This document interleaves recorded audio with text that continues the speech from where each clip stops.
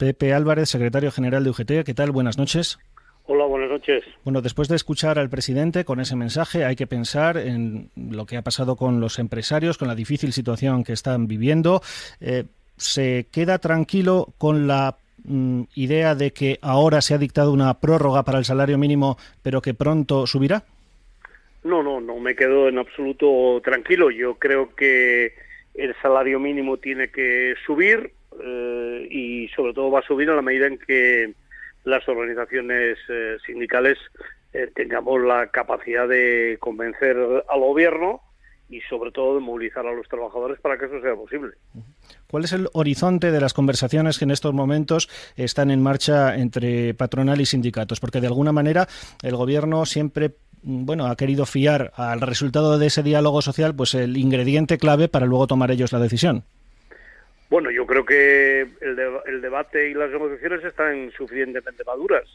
Hay una posición clara de las organizaciones sindicales que hay que continuar la senda, como hacen los portugueses, los alemanes o los franceses, que también, por cierto, ha habido pandemia, de ir hacia el salario medio, el 70% del salario medio, y en ese sentido creo que se podía haber tomado la decisión. Si no se ha tomado, pues supongo que es porque no hay voluntad de subirlo, y creo que hay que ayudar a generar esa voluntad. Decía el presidente que de alguna forma el objetivo de cumplir el salario medio, el 60% del salario medio, ese que marca la Carta Social Europea, es un objetivo de legislatura y que a estas alturas del partido estamos en un 40 y tantos %, en un porcentaje similar a Alemania. Este es el argumento, de alguna forma, que ha expresado hoy el presidente, insistimos, sin decir que se va a congelar el salario mínimo, pero dando argumentos a favor de esta prórroga de momento. ¿Les vale esta idea de que si no es ahora, en el futuro próximo, en los próximos años, se llegará a esos 1.200 euros de aspiración? No, si no es ahora, es francamente difícil que se pueda llegar al objetivo de los 1.200 euros. Es una senda que es lo suficientemente importante como para que no se paralice ningún año. Y a mí la verdad es que me cuesta entender que un gobierno, ni siquiera progresista, un gobierno de la Unión Europea, en estas circunstancias no suba el salario mínimo, porque todos los países de la Unión Europea, con gobiernos progresistas o no, que tienen salario mínimo, lo han subido desde el 6% de los países del este hasta casi el 5% de Portugal, pasando por ese 2,6% de Alemania. ¿Cuál es la razón para que no se haga en España? No hay ninguna razón. Solo esta idea de que con eso se favorece el empleo, que está desmentida por todos los informes que se han hecho. El salario mínimo interprofesional no va a los sectores de los que ha hablado la vicepresidenta de Gobierno, no va a la hostelería, no va al comercio, va justamente a aquellos sectores que han tenido una buena situación durante la crisis, sobre todo el sector primario, agricultura, manipulado, va dirigido a las trabajadoras y a los trabajadores de los servicios, que en muchos casos hacen servicios para la propia administración. Por tanto, es un argumento absolutamente falaz, y lo que tiene que hacer el gobierno es responder a las demandas de la mayoría de los trabajadores y de las trabajadoras, y a la vez también a las propias demandas de su programa electoral.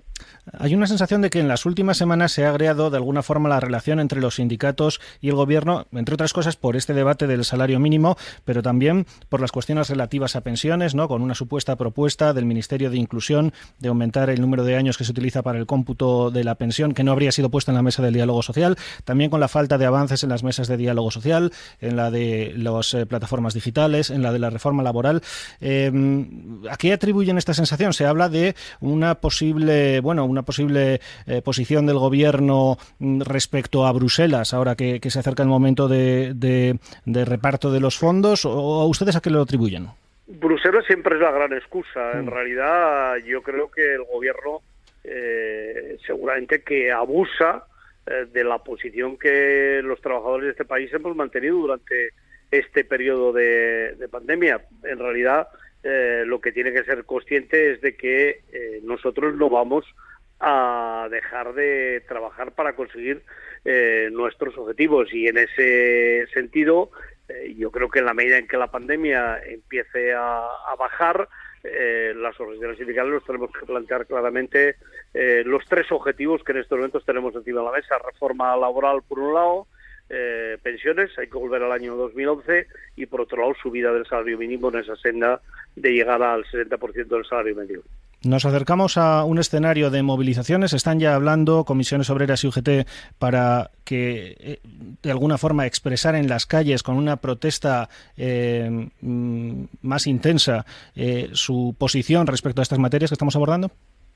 Bueno, en los próximos días desde luego vamos a ir reuniéndonos y vamos a ir determinando cuál es el calendario, que va a tener mucho que ver con la pandemia, pero eso hoy está encima de la mesa porque me parece que es absolutamente razonable, y las dos organizaciones sindicales además llevamos un tiempo largo trabajando cómo poder poner finalmente en el boletín oficial del Estado aquellas cosas de las que tanto se habla y tampoco se hace, porque en realidad la derogación de las reformas laborales, pues incluso hay documentos firmados por el Partido Socialista, están en el programa de gobierno, pero se habla mucho, pero desde luego en el BOE no aparece, ¿no? Y podemos decir lo mismo en relación con la derogación de las pensiones. Grandes anuncios y nada en el BOE.